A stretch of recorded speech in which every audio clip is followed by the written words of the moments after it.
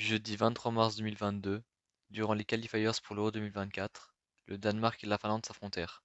Ce soir-là, une bombe éclata aux yeux de l'Europe. Cette bombe n'était nul autre que le jeune buteur danois Rasmus Højlund, auteur d'un triplé offrant la victoire au Danemark. Il put enfin montrer tout son talent sur la scène européenne. Salut à tous les amis, je suis ravi de vous retrouver aujourd'hui pour une nouvelle vidéo sur un sujet très important qui me tient très à cœur et pour moi il faut vraiment pas passer à côté de ce sujet, de ce cas en tout cas. C'est le cas, comme vous avez pu le voir précédemment dans l'intro, le cas de Rasmus Højlund, le jeune buteur danois de l'Atalanta Bergame. Si j'en parle déjà c'est parce que c'est un joueur qui m'a charmé, je vais pas vous mentir, j'ai regardé le match Danemark, un peu comme tout le monde je pense, vous l'avez découvert surtout avec Danemark-Finlande. Moi c'est comme ça que il m'a touché dans le cœur, mais je le connaissais déjà un peu avant avec l'Atalanta Bergame, mais sans plus. Pour moi, c'était un buteur, il était bon, mais il m'avait pas, voilà. Mais depuis que j'ai vu ce match, euh, je, il m'a touché dans le cœur, je sais pas comment le dire, mais incroyable. Vraiment, il m'a vraiment plu. Il est incroyable, je trouve. Et bah, je vais vous faire un petit topo sur la situation. Alors. Bien sûr, récemment, vous savez très bien, il y a eu la trêve internationale.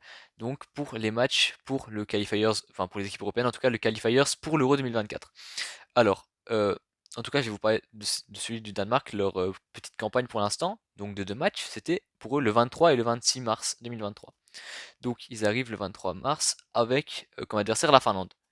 Donc, euh, il gagne le match 3-1. À la fin du match, comme j'ai pu le dire précédemment, triplé d'Ojlund pour son troisième match euh, en sélection. C'est quand même incroyable. Faut se dire qu'il a 20 ans, il met un triplé. Euh, Ça a un peu surpris tout le monde. Tout le monde était en mode waouh, c'est un super buteur, il est incroyable, mais bon, il est jeune, ça arrive de faire un match incroyable et après, ça peut moins bien se passer et ça peut rater. Donc, lui, il a très bien répondu à la chose. Parce que, bon, j'ai pas entendu beaucoup de monde le dire, mais je pense que certaines personnes y ont pensé. En mode triplé, peut-être un peu chanceux, ils ont peut-être pensé à ça.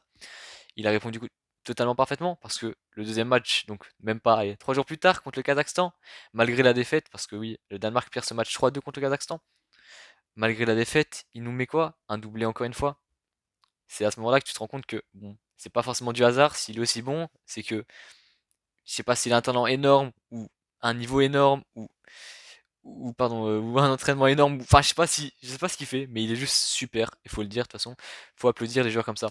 Donc il finit cette campagne, donc ces deux matchs, ce début de campagne pardon, ces deux matchs avec 5 buts marqués, donc en 2 buts 5 matchs, ce qui fait qu'actuellement en sélection il a quatre matchs il me semble 5 buts, bon en tout cas depuis que il a commencé ses campagnes il a 2 buts, 2 matchs 5 buts, c'est astronomique, il a 20 ans, faut se le dire, c'est pas un buteur d'expérience qui a joué dans partout et qui a marqué beaucoup. Faut se dire qu'il est arrivé dans un grand championnat seulement cette année-ci. Il est arrivé en provenance de Sturm Graz, excusez-moi, il me semble que c'est autrichien, le club autrichien.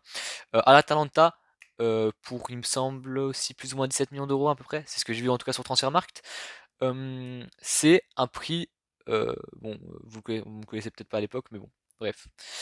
Euh, c'est une superbe arrivée, hein, c'était cette année en plus qu'il est arrivé, 2022-2023, donc la première fois qu'il joue dans un championnat vraiment primordial, un gros championnat, parce qu'avant il avait joué en Norvège, en Danemark, pardon, je crois pas en Norvège, en Danemark il a joué aussi en Autriche, mais bon, c'est pas les grands championnats, faut se le dire. Mais en arrivant en Italie, il a très bien su rebondir. On va parler justement maintenant de son parcours en club. Alors, il évolue actuellement à Atalanta Bergame, actuel sixième du classement de Serie A. euh, et il est aussi actuel second meilleur buteur de son club, derrière Lookman, le Nigérian. Euh, et il est en train de faire une saison, en gros, on va juste parler des buts, il a 8 buts en 25 matchs. C'est pas des stats stratosphériques, mais bon, on peut voir qu'il a été très bon, il est super bon de toute façon, et il est surtout dans une forme énorme, surtout ces temps-ci, donc faut le surveiller. J'ai hâte de le revoir jouer avec l'Atalanta, je suis le match d'Atalanta jusqu'à la fin de l'année de toute façon. J'ai hâte de voir ce qu'il va pouvoir donner ce jeune. Euh, donc oui, euh, exceptionnel avec l'Atalanta Bergame, il me plaît énormément. Enfin, je l'ai pas encore vu énorme avec l'Atalanta Bergame parce que j'ai pas assez suivi leur match, mais en tout cas avec le Danemark, je l'ai vu, il a été phénoménal. Donc j'ai hâte de le revoir en club. Il est estimé à 35 millions d'euros d'après une source Transfermarkt. Je ne peux pas vous garantir que c'est la vérité. parce que je vois des sources différentes sur chaque site. Je peux voir du 18 millions, du 35 millions, du 25 millions, je sais pas. Honnêtement, j'ai pris celle Transfermarkt parce que pour moi c'est la plus fiable, mais je peux pas vous garantir. Mais oui, ça serait assez logique une 35 millions. Surtout que j'ai vu, à ce qui paraît, le Real Madrid pourrait essayer de l'approcher pour 40 millions, c'est ce que j'ai cru voir dans un article aussi. Je sais pas exactement. Donc oui, il est dans une super forme. Je l'ai pas dit, il est né le 4 février, il me semble. Oui, 4 février 2003. À Copenhague, comme j'allais vous dire beaucoup de bons joueurs danois. Euh, euh, euh, on peut parler de son physique aussi, après tout. C'est 1m91, en tout cas, encore dit une fois sur Transfermarkt, je peux pas être sûr parce que quand je vais voir sur OneFootball, c'est 1m85, quand je vais voir sur un autre site, c'est 1m87, 1m88, 1m90, 1m91, je sais pas, je peux pas vous dire. Moi, je prends les sources Transfermarkt, c'est souvent les sources que je prends généralement. Ils me disent 1m91, donc on va dire 1m91 pour une 75-78 kg. Encore une fois, ça varie selon les sources, je peux pas être sûr. Donc voilà. Alors moi maintenant je vais parler plus de ce style de jeu. On a parlé un peu de qu'est-ce qu'il a mis en avant, enfin qu'il a mis en avant, qu'il a fait connaître un peu au monde, aux yeux de l'Europe. Donc son petit qualifiers là qui s'est passé il y a allez, une semaine, incroyable. Hein. Sa saison à l'Atalanta qui se passe très bien, son arrivée hein, aussi. Et maintenant on va parler de son niveau, parce que vous savez pas forcément peut-être c'est quel style de joueur. Moi je l'ai assez vu je pense jouer quand même pour pouvoir vous dire.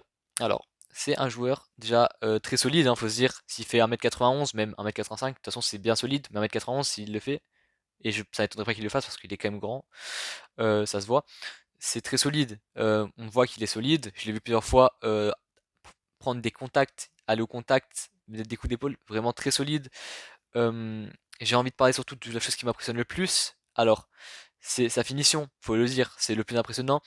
Il a une finition hors norme, c'est, on peut le dire, un pur renard des surfaces, le numéro 9 par excellence, je vais te dire, une finition hors norme, à la retombée sur tous les ballons, mais ça, c'est incroyable. Vous regardez son match, mais vous avez l'impression que il a un aimant sur lui, un aimant à ballon. Le ballon va forcément retomber sur lui, parce que, je sais pas, il a toutes les retombées de ballon, j'ai vu, vraiment tout le temps, il a la retombée, ou même il se lance, il fait des...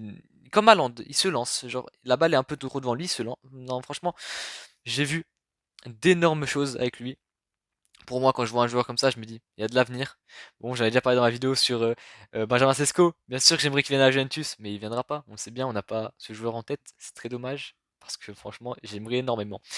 Je regarde encore un peu mes notes. Ah oui, comment dire? Bon, j'en ai pas parlé pendant le truc, mais oui, le match contre la Finlande, donc pendant le qualifiers, le 23 mars, il m'a un triplé. S'il n'y a pas Luka Radeški, le gardien finlandais, on peut se dire qu'il en met peut-être 4-5 de buts parce que il a fait une performance XXL le gardien, il arrête deux frappes. Euh, je sais même pas si je l'ai déjà vu ce joueur rater une frappe à proprement parlant en la mettant au-dessus du cadre ou en la mettant à côté. J'ai l'impression qu'il les cadre à tout le temps et la seule chose qui peut arrêter c'est un gardien mais XXL. Donc oui, grosse performance de Radeshki qui bien sûr a pu permettre de pas encaisser plus de buts à son équipe. Mais donc oui, très très très bon.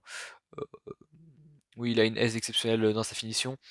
Qu'est-ce que je pourrais dire de plus?